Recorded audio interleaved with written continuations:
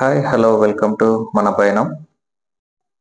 ఇప్పుడు మనం పొలతల కోనని చూసుకొని డైరెక్ట్గా కడపకు బయలుదేరేసామండి. ఈ పొలతల నుంచి కడప వచ్చి అరౌండ్ ఒక 10 కిలోమీటర్స్ వస్తుంది. ఇప్పుడు మనం చూస్తూ ఉండగానే కడప అవుట్స్కట్స్కి వచ్చేసాము. ఇది ఈ ఊరు దాటంగానే మనకు కడప బైపాస్ రోడ్ వస్తుంది అనమాట. ఇప్పుడు వచ్చిందే బైపాస్. ఇక్కడ నుంచి మనం లెఫ్ట్ తీసుకొని డైరెక్ట్గా మైదుకూరు, ఖమ్మం, మార్గాపురం మీదుగా శ్రీశైలం వెళ్ళిపోవచ్చు. ఇప్పుడు మనం వెళ్తా ఉన్న రోడ్ వచ్చి కడప బైపాస్. ఈ ఏరియా మొత్తం వచ్చి ఇండస్ట్రియల్ ఏరియా. ఇక్కడ నుంచి కొంచెం దూరం వెళ్తే కడప ఎయిర్పోర్ట్ వస్తుంది. మనం ఆ రోడ్డు కాకుండా ఇంకా కొంచెం ముందుకెళ్ళి Kurnool road Kurnool road highway ఎక్కితే చాలండి, వెళ్ళిపోవచ్చు అనమాట. ఇక్కడ నుంచి కర్నూలు 200 కిలోమీటర్ చూపిస్తా ఉంది. ఇక్కడ నుంచి ఈ సిగ్నల్ నుంచి మనం లెఫ్ట్ తీసుకోవాలన్నమాట. తీసేసుకొని నేరుగా ఒకటే రోడ్డు.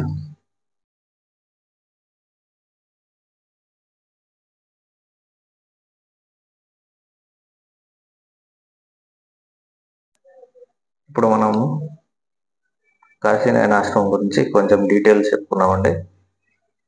ఈ కాశీనాయన అనే ఆయన ఒక ఆధ్యాత్మిక గురువు అన్నమాట. ఇతను ఆంధ్రప్రదేశ్లోని నెల్లూరు జిల్లా ఉదయగిరి తాలూకాలోని సీతారామపురం మండలంలో జన్మించడం జరిగింది. ఇతని తల్లిదండ్రులు వచ్చి కాశమ్మ, సుబ్బారెడ్డి. ఇతను వాళ్ళకి రెండో సంతానం. ఇతని పాత పేరు వచ్చి మున్నేపల్లి కాశీరెడ్డి అన్నమాట. ఈ కాశీనాయన అతను వాళ్ళ గురువర్యులచే ప్రభావితమయ్యి భారతదేశంలో అనేక తీర్థయాత్రలు చేసినాడు అన్నమాట, కాశీ నుంచి కన్యాకుమారి వరకు. అట్లా ఆయన అనేక క్షేత్రాలు తిరిగి మన ఆంధ్రప్రదేశ్లోని కడప జిల్లాలో గల ప్రదేశాల్లో, అంటే అనేక ఆలయ ప్రదేశాల్లో ఆయన అన్నదాన సత్రాలు మరియు గోశాలు నిర్మించడం జరిగింది. ఆయన చివరగా జ్యోతి అనే క్షేత్రంలో, కొంతమంది ఏమో 1999 అంటారు, కొంతమంది 1997 అంటారు. కాకపోతే ఆయన డిసెంబర్ 5వ తారీఖున మరణించడం జరిగిందన్నమాట. దాని తర్వాత మన ప్రభుత్వం ఆయన పేరు మీదనే మండలం ఏర్పాటు చేయడం జరిగింది, కాశీనాయన మండలం అని, కడప జిల్లాలో. ఇప్పుడు ఈ చౌరస్తాలో లెఫ్ట్ తీసుకొని మనం కర్నూలు సైడ్ వెళ్ళిపోదాం. అంటే మనం మైదుకూరు వెళ్ళాలి కాబట్టి కర్నూలు రోడ్ ఎక్కాలి. ఇక్కడ నుంచి మైదుకూరు వచ్చి 30 కిలోమీటర్స్ వస్తుంది అనమాట. ఇప్పుడు మీరు చూస్తున్నది వచ్చి పెన్నా నది అన్నమాట. ఒకసారి చూడండి, నదిలో నీళ్ళన్నీ ఎండిపోయినాయి, ఎందుకంటే ఎండాకాలం కాబట్టి అంతగా వాటర్ ఫ్లో అనేది ఉండదు. ఒకసారి చూడండి, చాలా తక్కువగా నీళ్ళు ఉన్నాయి.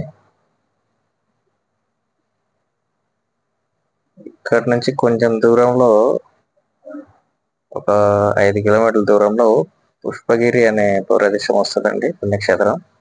ఆంజనేయ స్వామి చాలా ఫేమస్ అన్నమాట పుష్పగిరి కూడా. ఒకసారి వీలుంటే వెళ్ళి చూడండి. ఇప్పుడు మనం టోల్ గేట్ దగ్గరకు వచ్చేసాం అన్నమాట. ఈ టోల్ గేట్ పేరు వచ్చి గంపలగట్టు టోల్ ప్లాజా. ఇది కాజీపేట్ ముందు వస్తుందండి. ఇది వచ్చి కర్నూలు కడప హైవే అండి. ఇక్కడికి మన జర్నీ మొదలుపెట్టి ఒక 200 కిలోమీటర్స్ అయితే వచ్చేసాము. ఇంకా మనం దగ్గర 300 కిలోమీటర్లు అయితే ప్రయాణం చేయాలన్నమాట. ఇప్పుడు ఇక్కడ నుంచి మైదుకూరు ఒక 15 కిలోమీటర్లు ఉండొచ్చు. అక్కడ నుంచి మనం మైదుకూరు నుంచి రైడ్ తీసుకొని వయా బ్రహ్మం గారి మఠం వెళ్ళే రోడ్డు అలా వెళ్ళి జ్యోతి క్షేత్రానికి వెళ్ళిపోదాం. ఇప్పటి వరకు మనం చూసిండే ప్రదేశాలు ఏంటంటే కదిరి అయితే స్కిప్ చేసామండి, క్షమించాలి. ఎందుకంటే కదిరిలో కొంచెం పర్సనల్ పని నుండి లేట్ అయిపోయింది అనమాట. మనం ఆ టైం అడ్జస్ట్ చేయడానికి స్కిప్ చేయాల్సి వచ్చింది.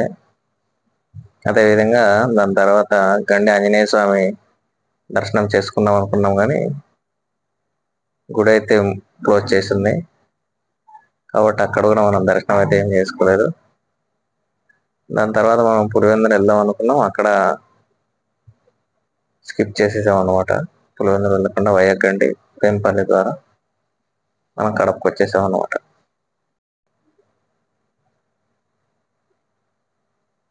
ఇప్పుడు మీకు ఎదురుగా కనపడుతున్న బ్రిడ్జ్ వచ్చి కొత్తగా కన్స్ట్రక్షన్ లో ఉన్నటువంటి హైవే, విజయవాడ బెంగళూరు హైవే అండి. ఇది గ్రీన్ఫీల్డ్ ఎక్స్ప్రెస్ వే.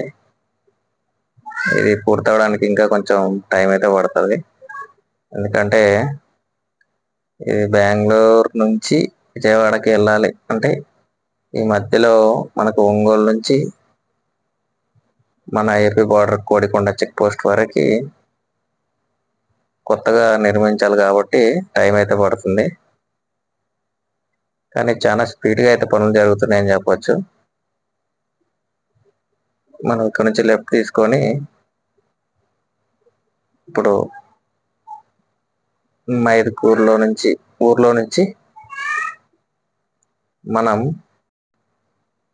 పూర్వమామిలో వెళ్ళే రోడ్డు ద్వారా జ్యోతి క్షేత్రం అయితే చేరుకుందామండి. ఈ మైదుకూరు నుంచి మన జ్యోతి వచ్చి ఒక 60 కిలోమీటర్లు వస్తుంది దగ్గర. ఇప్పుడు మనం ఇక్కడ రైడ్ తీసుకొని మైదుకూరు టౌన్కి వెళ్ళిపోతాము. స్ట్రైట్గా వెళ్తే నంద్యాల, అది లెఫ్ట్ తీసుకుంటే ప్రొద్దుటూరు వెళ్తుందండి. కాబట్టి ఇప్పుడు మనం రైడ్ తీసుకొని మైదుకూరు టౌన్లోకి వెళ్దాం. ఇలా స్ట్రైట్గా వెళ్తే బద్వేలు నెల్లూరు వస్తుందండి. అదే కొంచెం లెఫ్ట్ తీసుకుంటే పూర్వమామిల్ల విజయవాడ, దీన్నే విజయవాడ హైవే అని కూడా చెప్పొచ్చు అనమాట. ఇక్కడ మనం లెఫ్ట్ తీసుకుందాం. ఇక్కడ నుంచి అయితే విజయవాడ 350 కిలోమీటర్లు ఉంటుందండి. ఇక్కడ ఇప్పుడు లెఫ్ట్ తీసుకోకుండా స్ట్రైట్ గా కనుక వెళ్తే బద్వేలు వచ్చి ఒక 40 కిలోమీటర్లు వస్తుంది. అదేవిధంగా బద్వేలు తర్వాత నెల్లూరు వచ్చి ఒక 150 కిలోమీటర్లు ఇక్కడ నుంచి వెళ్ళిపోవాలి. అంటే మనం పూర్వమామిల వరకు అయితే వెళ్ళాము. అక్కడ ఆ రోడ్డు మధ్యలో ఒక ఊరు దగ్గర మనం లెఫ్ట్ తీసుకొని జ్యోతి క్షేత్రం వచ్చి వెళ్ళిపోవచ్చు అన్నమాట.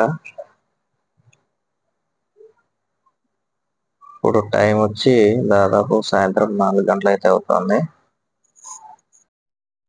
ఈ మైదుకూరు చుట్టుపక్కల చూడాల్సిన ప్రదేశాలు తెలిసిన వాళ్ళంటే కామెంట్ చేయండి కింద కామెంట్ సెక్షన్లో. కాకపోతే ఇక్కడ మైదుకూరు నుంచి బ్రహ్మం గారి మఠం వచ్చి ఒక 40 కిలోమీటర్లు వస్తుంది అనుకుంటా. అదేనండి మన పోతులూరు వీరబ్రహ్మేంద్ర స్వామి కాలజ్ఞానం చెప్పిన వ్యక్తి అన్నమాట. ఈ బ్రహ్మం గారి మఠంలోనే మన బ్రహ్మం గారు జీవసమాధి అవడం జరిగింది. మనకి టైం కుదిరితే ఒకసారి అక్కడికి వెళ్ళడానికి ప్రయత్నిద్దామండి. ఒకసారి చూడండి, సాయంత్రం 5 గంటలు అవుతా ఉంది. ఇప్పుడు ఈ చుట్టుపక్కల సీనరీస్ ఎంత బాగున్నాయో. పక్కన ఏదో తోట అనుకుంటా. ఈ పక్కన అయితే రైట్ సైడ్ అయితే ఇప్పుడు చూస్తుంది అరటి తోటలండి. ఈ కడప జిల్లాలో మెయిన్గా ఎక్కువగా పండించే పంటలు వాణిజ్య పంటలు ఎక్కువగా పండిస్తారన్నమాట. నేను ఈ రోడ్లో ఎక్కువగా చూస్తూ ఉండేటివి అరటి తోటలు మరియు ఈ పొగాకండి. ఇప్పుడే మనం మైదుకూరు దాటేసుకొని ఘాట్ సెక్షన్కి అయితే వచ్చేసాం అనమాట. ఒకసారి చూడండి ఘాటు ఎంత మిట్టగా అయితే ఉందో. ఈ ఈ అడవికి మధ్యలో రోడ్లో చూడండి, కోతులు రోడ్డుకి అడ్డంగా వస్తూ ఉన్నాయి. దయచేసి ఎవరు కూడా ఈ రోడ్డు మీద ప్రయాణించేటోళ్ళు ఎక్కడైనా రోడ్డు మీద ప్రయాణించేటప్పుడు సైడ్కి మూగజీవాలు కనుక కనపడితే, కోతులు కానీ ఏవైనా ఒక జీవం కానీ కనపడితే దయచేసి వాటికి ఫుడ్ పెట్టకండి. ఎందుకంటే ఒకసారి దాంట్లోకి అలవాటు చేస్తే ప్రతిసారి అవి రోడ్డు మీదకి వచ్చే వెయిట్ చేస్తాయి అన్నమాట ఆహారం కోసం. అలా కొన్ని సందర్భాల్లో మన వెహికల్స్ కింద పడి చనిపోవడం జరుగుతుంది అన్నమాట. సో వాటికంటే కూడా మనం ఫుడ్ పెట్టడం అవాయిడ్ చేస్తే ఎంతో కొంత వాటిని సేవ్ చేసిన వాళ్ళం అవుతాం. ఇప్పుడు చూడండి, మనం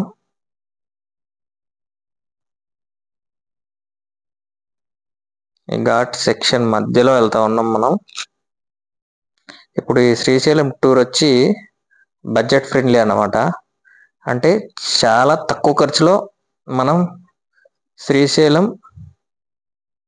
చూసుకొని శ్రీశైలం చుట్టుపక్కల ఉన్న ప్రదేశాలు కూడా మనమే ఎక్స్ప్లోర్ చేస్తాం అన్నమాట. అంటే మనమే చూసుకుంటాం.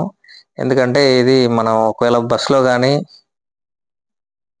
లేకపోతే మనం ప్రైవేట్ ట్రాన్స్పోర్ట్ అంటే క్యాబ్లో కానీ వెళ్ళినా కూడా వీటికి సపరేట్ ఛార్జ్ అనేది ఉంటుంది అన్నమాట. అందుకనే మా ఓన్ ట్రాన్స్పోర్ట్లో వెళ్తా ఉన్నాం అన్నది. ఇప్పుడు మేము ఒక 6 మెంబర్స్ వెళ్తా ఉన్నాం మా వెహికల్లో పుంగనూరు నుంచి శ్రీశైలానికి. అదే మనం పుంగనూరు నుంచి శ్రీశైలానికి కనుక బస్ టికెట్ చూసుకున్నట్లయితే ఒక 1300 అయితే ఉంటుందండి. అది వన్ సైడ్ జర్నీ అన్నమాట. అదే 2 సైడ్లో అయితే దాదాపు 2500 పడుతుంది. నేను రౌండ్ ఫిగర్గా చెప్పాను అనమాట 1300 అనేది. అందుకనే మేము ఈ లెక్కన ఒక్కొక్క 6 మంది కలిపితే 2500 × 6 లెక్క పెట్టుకోండి. దాదాపు ఒక 15,000 అవుతుంది మా ఫ్యామిలీకి.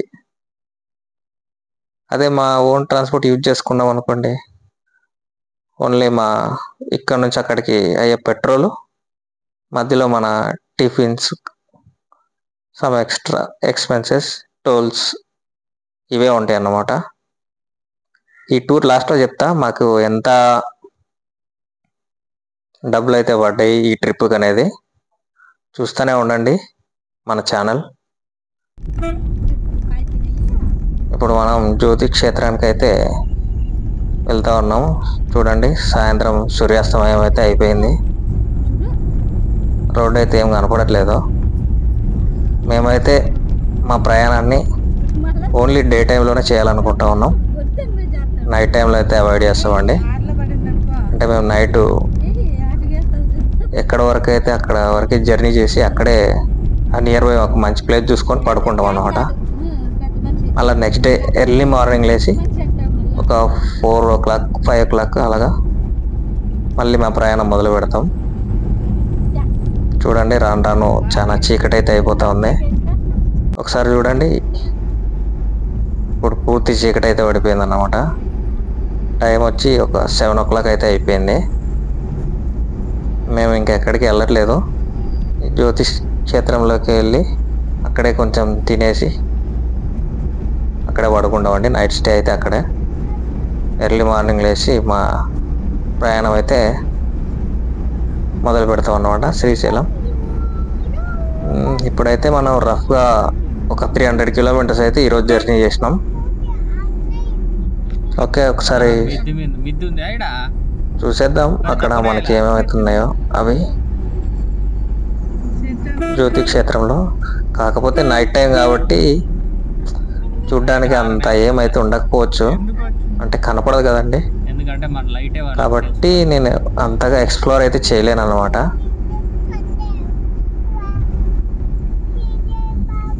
ఒకసారి జ్యోతి క్షేత్రంలో చూడండి, ఈయనే అన్నమాట కాశీ నాయన. ఈ వీడియోని ఇక్కడ వరకు చూసారంటే నచ్చింటుందని అనుకుంటా ఉన్నా. మళ్ళీ పార్ట్ 3లో కలుద్దాం. అందరూ నమస్తే.